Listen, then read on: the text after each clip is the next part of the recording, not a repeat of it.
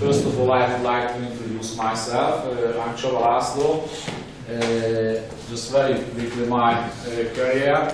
I worked for the Ministry of Finance since 86 to 99 as a civil servant. I started at the agricultural department, on international department, but most of my time was focusing on the not in the last row, coming, first rows, no, coming. I was in charge of fiscal policy between 95 and 99, more or less. Please take a seat. In 99, I left the ministry as a permanent state secretary, and I joined the banking sector. I worked for ABN AMRO and KNH in Hungary. And it was quite a surprise because I'm not a politician. I was never part of any political party. But in 2002, I joined the government for 2 years, almost 2 years as a finance minister. And since that, I'm working for KPMG in 2004 as a tax partner. And recently, I took over the advisory business in KPMG. So I've teaching on the Corvinus University for quite some time, and this is the second time I'm here at CEU and trying to talk about a little bit fiscal policy. The main reason why I was invited that probably I'm not the best academic person in fiscal policy in Hungary, but probably I have some experience on that area. And probably that was the reason. If you have any question, please do not hesitate to ask and stop me. And if something is not clear, or you want to clarify, or you would like to know something, I'm trying to answer. I hope it will be successful. Today and probably the next 2, 3, I think we will have 4 occasions all in all. I will talk about mostly fiscal policy, some sense in the theoretical sense and some sense in the pragmatic day-to-day part.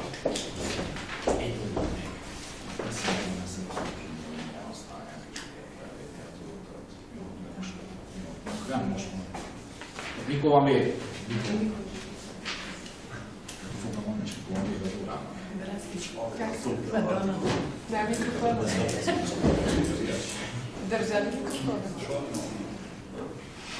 When do I have to finish the course today? 2 hours. Round 1.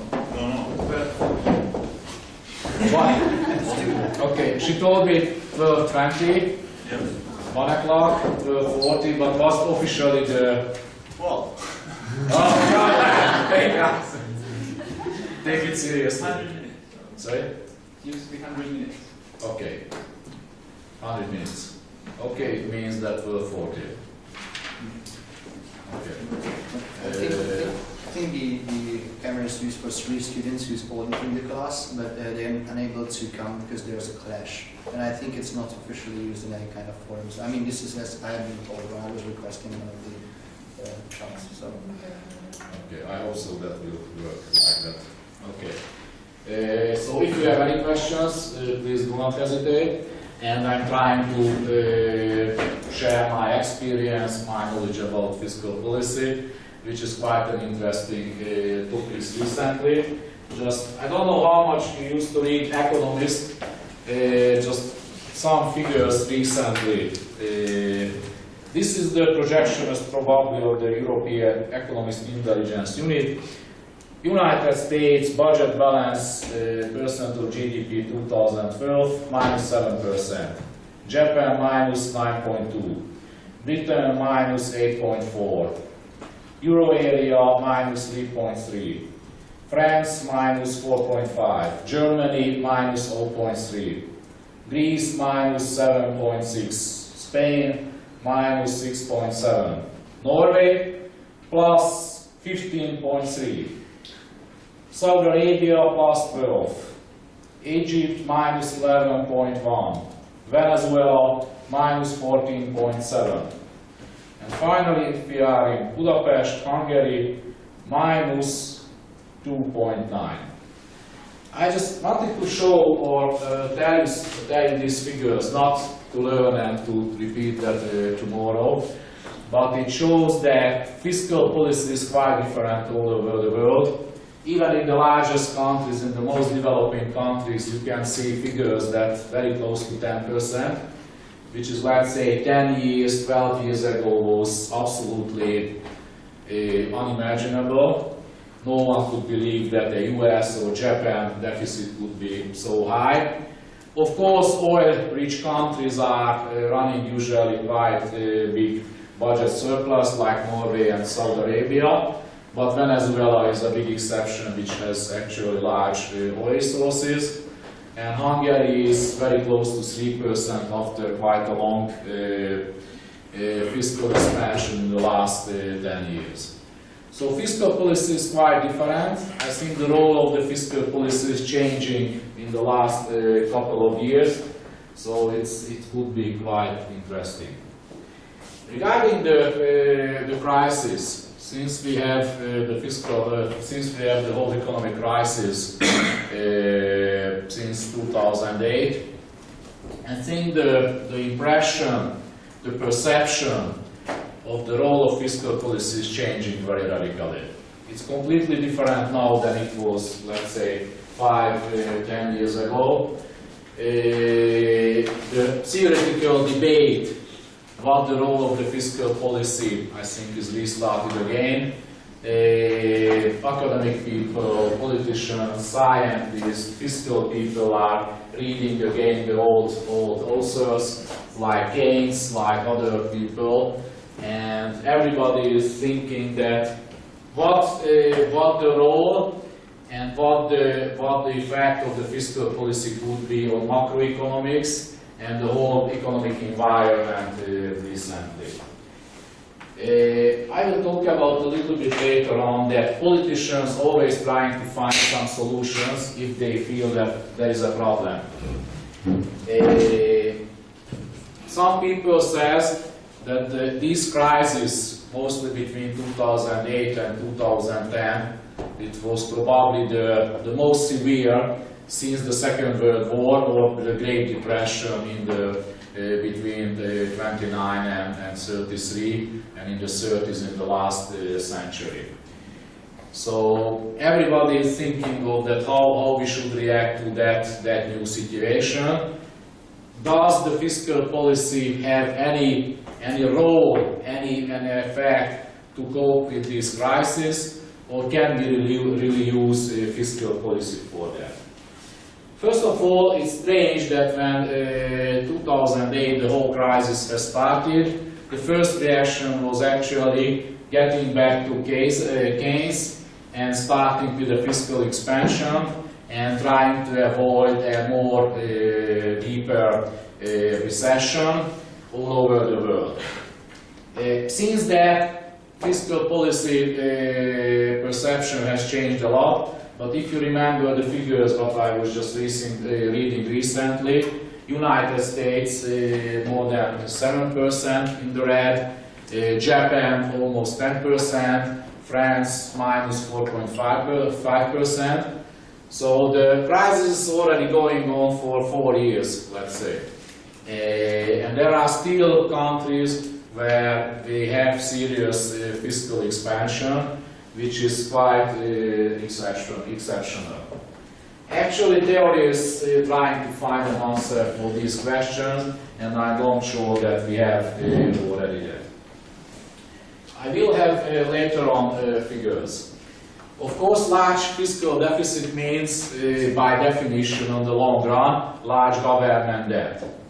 And of course, for 1 or 2 years, we might have quite a big fiscal deficit. On the medium and the long run, we can survive. It may be not causing a problem. But the longer we keep a large fiscal expansion, means that government debt would be really high and would be really serious, the interest payment burden from the budget. So, for example, Japan, they have, I think, 200% government debt to GDP. In Europe, it's somewhere around 80% compared to GDP. So we used to say in Hungary that we have experienced 80% recently, depending on the FX rate, the exchange rate. It's somewhere around 78% recently, but it's still below the average of Europe. Italy, 120%. Greece, we don't know exactly. And further on, there is another aspect, and it could be even more interesting on the very, very long run, is the pension system. How much are we able to finance the current pension schemes in 20, 30, 40, 50 years down the road, when demographics are changing very drastically? Just one example about Hungary. It's a rule in the Hungarian public finance law that we have to put, or the government has to put an annex with demographic projections about the country for 50 years. And it shows that today the working age population is, let's say, taking 3%, and we have only one pensioner age people. So I don't want to go into the details that employment rate and unemployment rate and things like that, but 3 working age people is actually financing one pensioner as an average. 50 years later, it will be 3 working age people financing 2 pensioners, which seems a little bit maybe frightening. This means that by definition, if we don't calculate a serious GDP growth, or if we don't calculate a big change in the employment rate and in the unemployment rate and in the pension retirement age, it means by definition we have to double the social security contributions on pension. In case of Hungary, if we suppose these conditions, it would mean that instead of the current 17% individual contribution rate, it would be 27 individual contribution. Instead of the current 27 employment rate, what the employer is paying, it would be 51%. Can you imagine? The government should collect 27% from the individuals as a social security contribution, financing the pension. And I didn't mention that the more aging the population, the health expenditure will go up, of course. That's again, by definition, the case. And the employer should pay 51%. There is no country on earth which can have a competitive, even close to competitive economy with those social security contribution levels. And Hungary is just only one exception. In every other country in Europe, the next 15, 20 years, demographics are changing very drastically. And I know that the European Union, they have some kind of projections which calculates that the so-called implicit debt, which is the pension commitment by the state, would create 150% government debt to GDP in Germany, which is the most reliable and most stable country in the fiscal sense. So even today, we are trying to cope with the crisis. We are using maybe fiscal expansion, but on the very, very long run, there is a very serious fiscal crisis on the horizon in every country, actually, in the developed world, let's say in the OECD countries. The other big issue is recently concerning the whole fiscal policy, the Eurozone story. That can the Eurozone survive with the Greek crisis, with Spain, with Portugal, with Ireland, with Italy? These are the most problematic countries right now in Europe, in the Eurozone. And this is another big question that right now one of their main issues is actually fiscal policy. I don't know, I think I haven't read Spain. Would be. Spain is minus 6.7%. Greece, I told you, over 7%. But if those countries are getting slowly a trap, which is very difficult to digest or to judge how to cope with that, that if they are trying to consolidate their fiscal situation, it means that the demand from the government side is smaller and smaller in the economy, and it could be a kind of vicious circle that they are going down and down in the economy. Greece, I think, is in a recession for 3-4 years already. They are trying to consolidate their budget, partly successful and in a very large part not very successful. But it's clear that with the current government debt, with the current GDP growth potential, with the current fiscal system, and with the current tolerance of the whole society, it probably cannot really solve that equation. So it's very difficult to consolidate the budget, reaching a GDP growth, an economic growth, which could create more and more revenues for the budget, and which could lead to a situation that the Greek society is actually somehow surviving and accepting that austerity measures what the government is initiating and what the IMF and EU is requesting. So it's very strange that do we really want to have a fiscal expansion, trying to avoid a further economic recession, which might create a debt problem and a sustainability problem in the fiscal system, or we are trying to consolidate the budget, this is the very nice word for actually austerity measures, which might lead to further economic recession, which might create serious social tensions. We can see the protest on Greece, on Athens, Portugal, Spain, and EU is very cautious because they feel that serious social tensions might occur in these countries, which is not really acceptable or what the government cannot really solve. Some basic indicators that what we are talking about. I got some figures from the region. It's mostly Czech Republic, Poland, Hungary, Euro area, some Euro area country, and USA. First of all, the lesson is the same already in 2011. That government the budget deficit is quite different.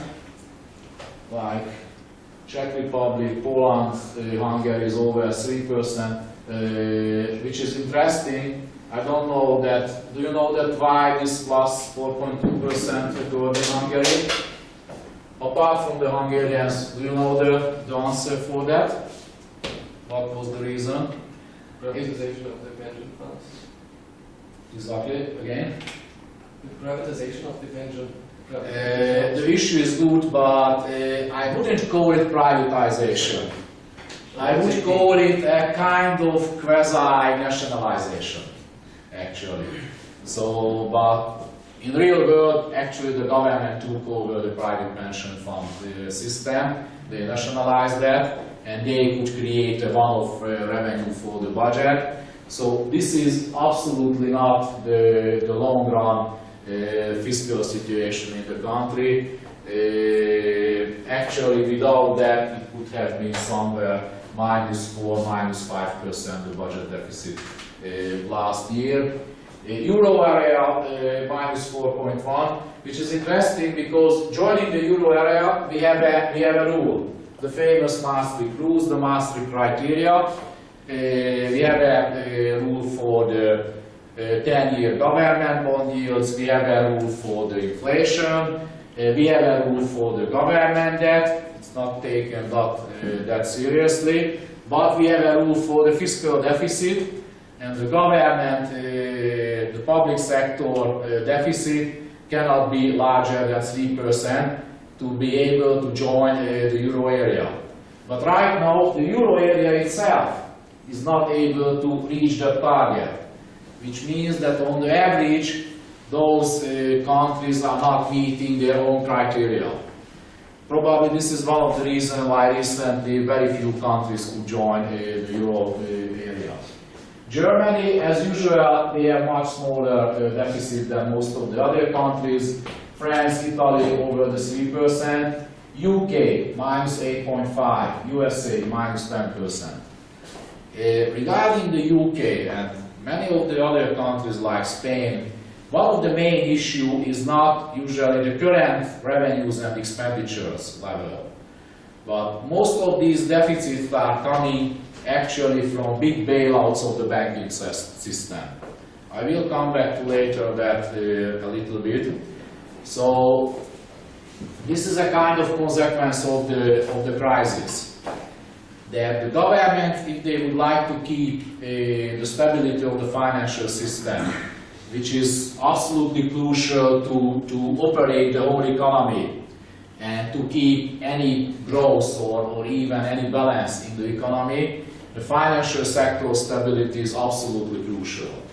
So, for example, when the whole crisis started, and that was a danger, for example, that UK depositors will take all of their deposits out from the Irish banking sector overnight, because everybody was so worried and so upset. The Irish government told, no problem, the Irish government is providing a full guarantee for all deposits in the Irish banking system. Very nice. British depositors and other depositors calmed down, everybody was happy. But later on, it turned out that in the Irish banking system, they had, let's say, 40% of loss compared to the Irish GDP. So when they realized the situation, Irish government deficit and GDP skyrocketed, and from, let's say, from 30%, it went up to 80% or something like that. Numbers I'm not sure that completely precise. But the big banking bailout caused a very large jump in the fiscal deficit. UK is very much the same. They wanted to save their financial system. That's one of the reasons why they have such a large deficit. Government debt, this is 11 as well. The euro area average is 88%. Usually in the past, I remember in the 90s, 60% was more or less the threshold which was acceptable regarding government debt to GDP. IMF, EU, the academic circle, so that usually if you are over 60%, you are starting to run some kind of risk and you might get into trouble. If you are over 70 and 80, real troubles are starting. But no, the average is 88%. So, which means that we are in a completely different world, and fiscal policy and government debt has a much more serious impact on the whole economy and whole economic policy like than 10 or 20 years ago. Italy, 120%. Probably you remember Mr. Berlusconi. He's a great politician. He was actually somehow has a large effect on Italian politics for 20 years. I think he's one of the largest survivors in the political sense. He survived divorce. He survived scandals with prostitutes. He survived many court cases regarding bribery, tax evasion, whatsoever. So he survived almost everything. But you might remember when the Italian government bond yields reached the 7% threshold, in 3 weeks he was not in the office. He survived everything. But because Italy has 120% government debt to GDP, and their yields, because of the market concern on the sustainability of the Italian fiscal policy, reached the threshold that the yields get to 7%, and of course after that it melts.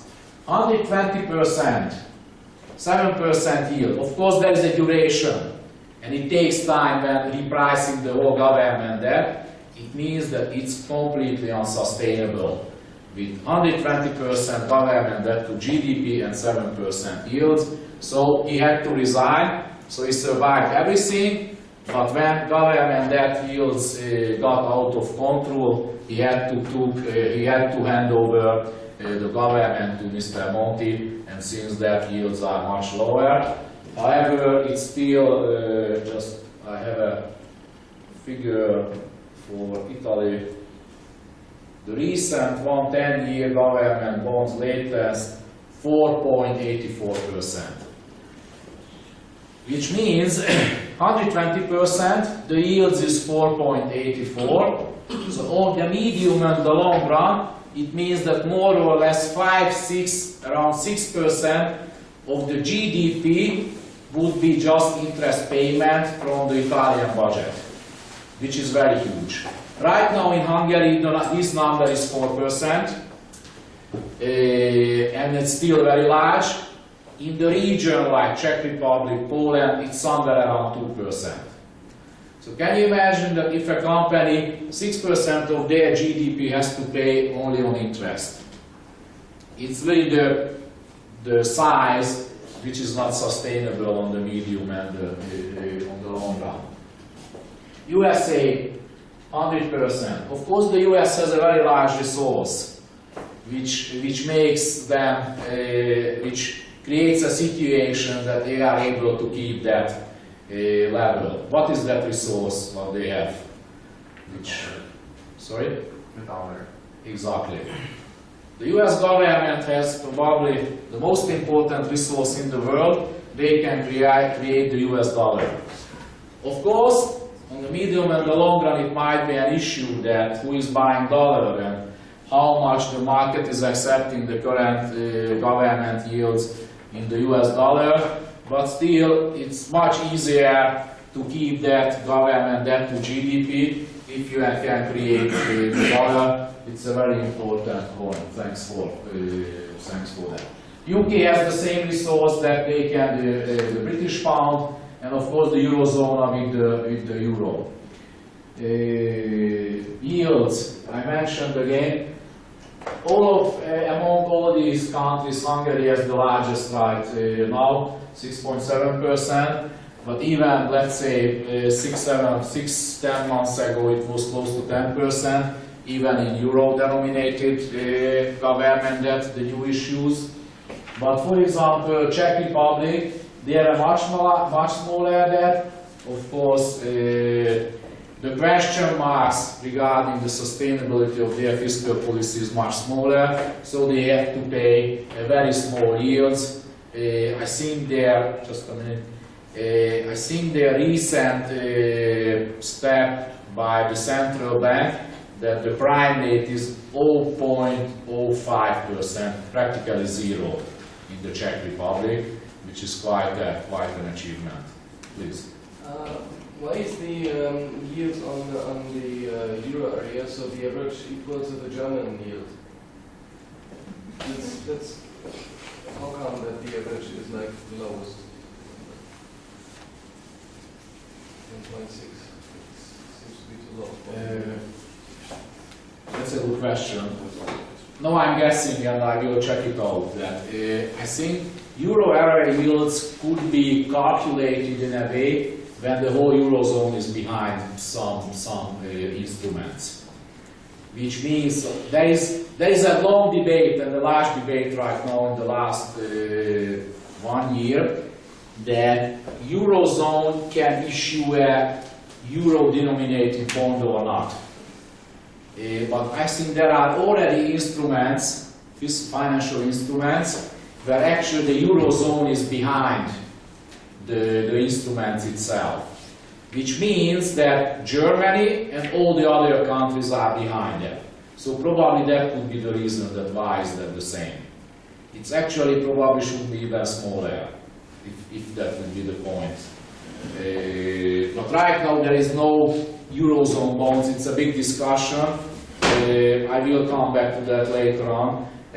but the Germans doesn't really like that idea because they think it might create a moral hazard situation, and the other countries would rely on the German credibility, and it might create a higher government yields for Germany itself. GDP, you might see that recession is still not really over. There are some countries, mostly Germany, who is in a better shape than other countries. Actually, it's interesting that many people believe, and actually that's the case, that a very large part, or the largest part of the bill of the whole crisis in Europe or in the Eurozone is paid by German taxpayers. This is one point. But we don't have to forget that right now the Eurozone is actually really helping the German economy. So the whole Eurozone framework and environment is really supporting the German economy in such a way that in Germany the wages are under control, inflation is under control, so they don't lose competitiveness because of the current crisis and the whole Eurozone. But in other countries where fiscal policy is more soft, or they cannot control so much inflation, they cannot control so much wages, they are losing competitiveness because of the whole Eurozone framework. Some people actually says that it's impossible that Greece, Italy, Spain, with their current economic policy, with their current culture, can really live on the long run in the Eurozone, because if they have a higher inflation, a higher wage growth, they will lose competitiveness year by year, and that will hurt their economic growth potential, and it might create a serious problem. So Germany is actually, in one sense, they are paying the bill, in the other, they are gaining probably the most as an economic performance opportunity from the Eurozone. Revenues, it's quite interesting and show again another big difference among these countries. This revenue means that government revenues. In the US it's close to 30%. In Hungary it was 52%, but mainly due to this confiscation of the private pension funds. It's actually somewhere around 44–45% usually. In the euro area it's 45%. So it means that even in the OECD countries or even in the regions, there are quite big differences in models in the fiscal system, that what kind of models countries are following in the tax system and what kind of models they are following in the expenditure side. I will come back to actually right now. Sorry, figures are very much outdated, but I didn't want to use this table to show that what's happened last year or the year before regarding these issues. The problem to get these figures are very difficult. IMF, OECD, usually GDP, inflation is month by month, you might have almost figures. But for these categories, it's much more difficult to calculate. So this is one of the reasons why these figures are really outdated. But the reason why I show it, that how much the model is different in the different countries.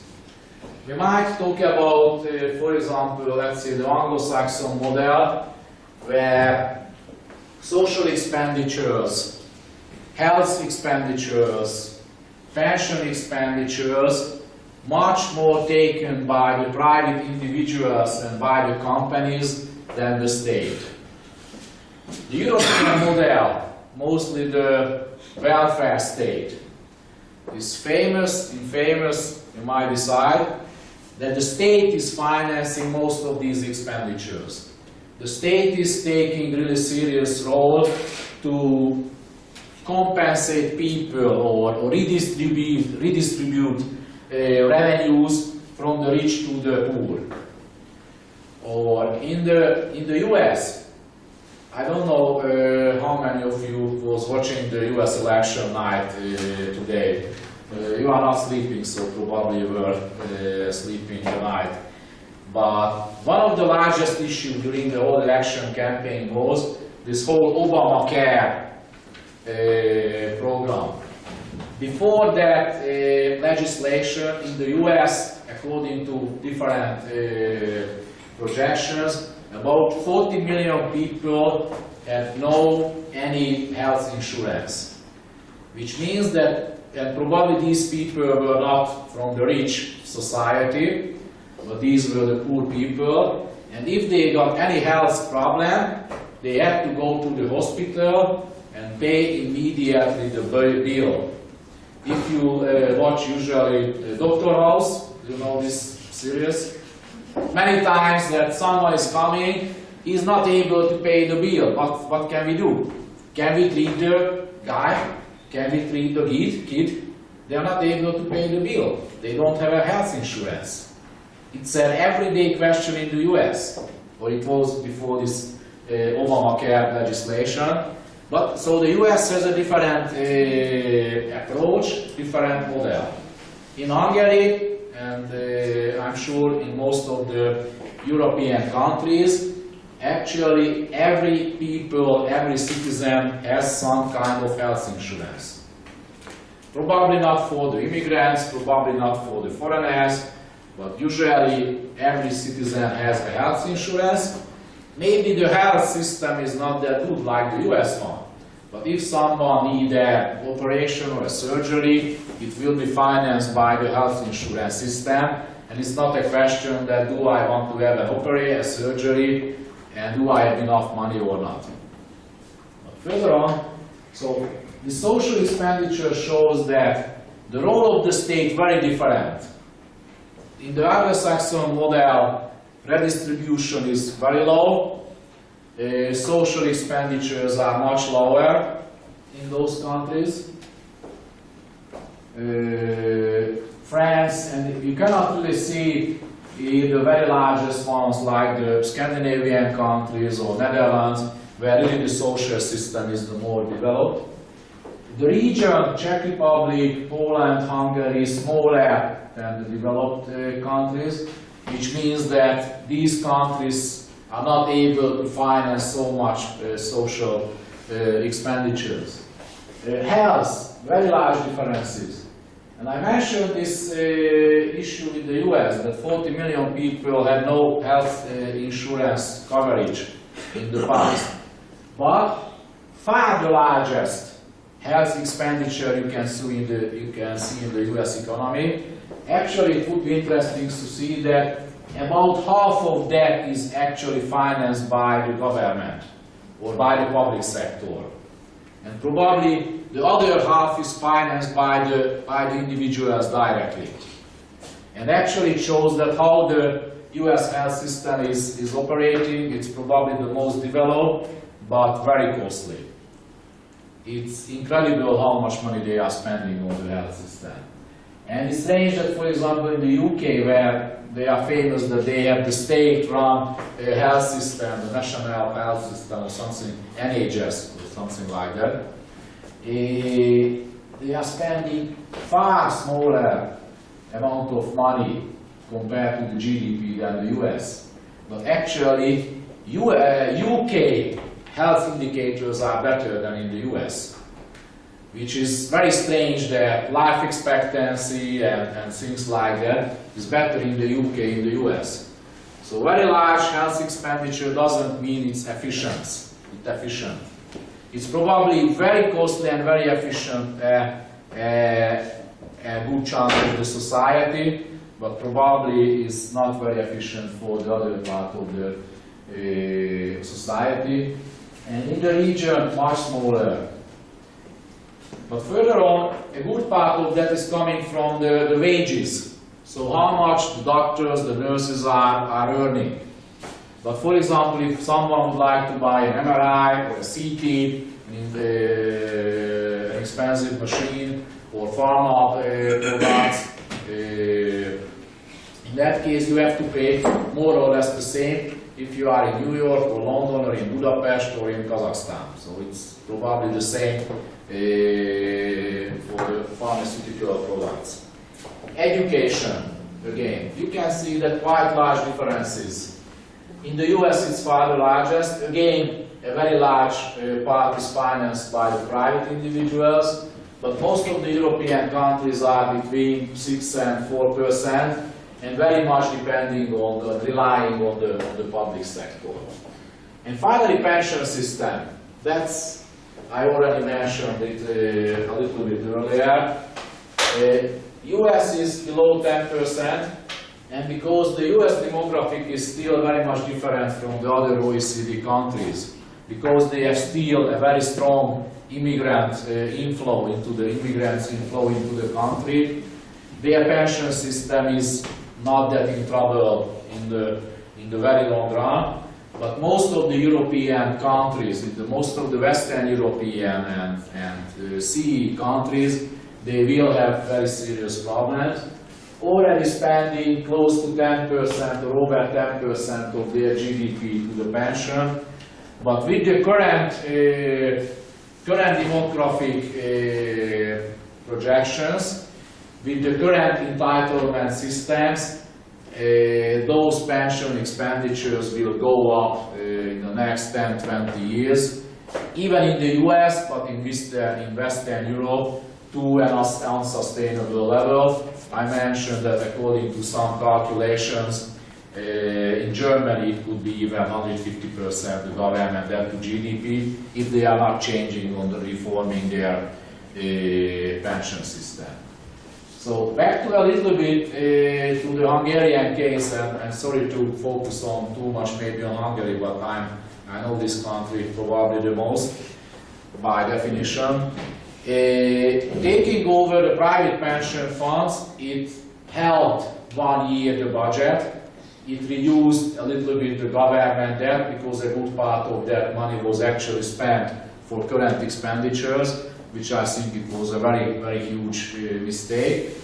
But the real issue is that government took over the money, but the government took over the pension entitlements as well. Before that, let's say 60 or 70% of my pension as an average individual would have come from the public system and 30% from the private pension fund system. But after this change, 100% should come from the public system.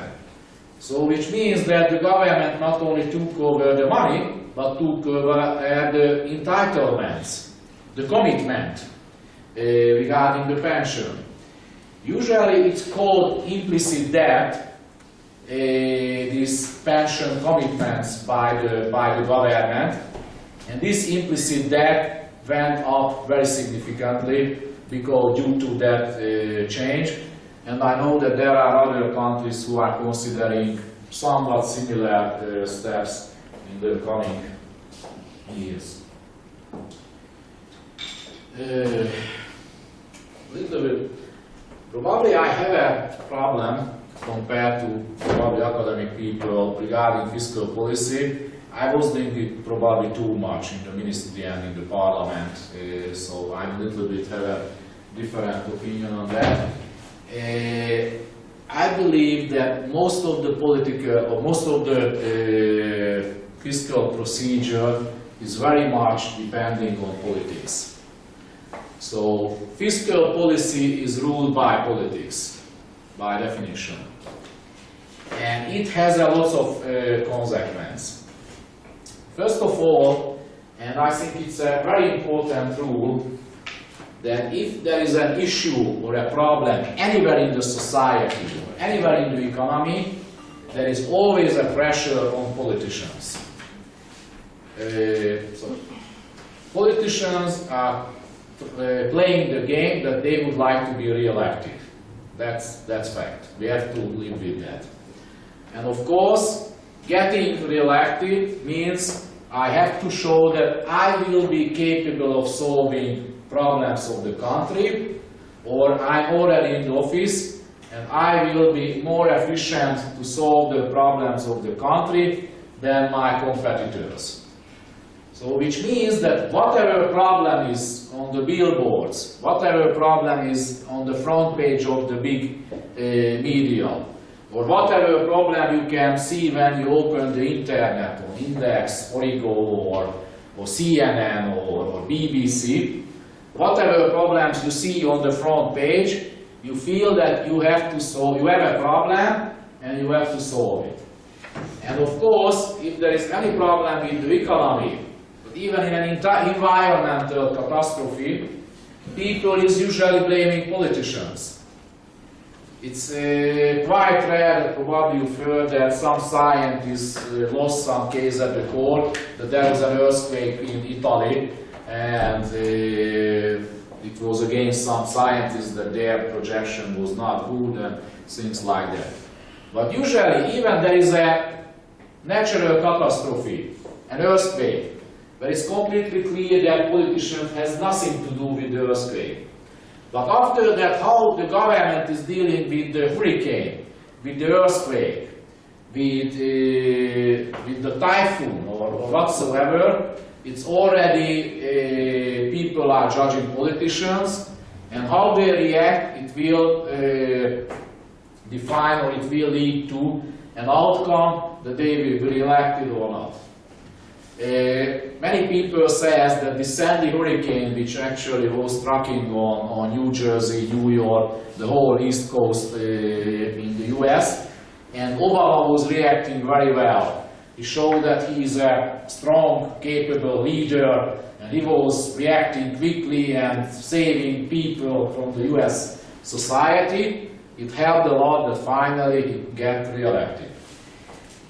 But when we are talking about economic crisis, of course we can blame politicians, and many times they deserve that.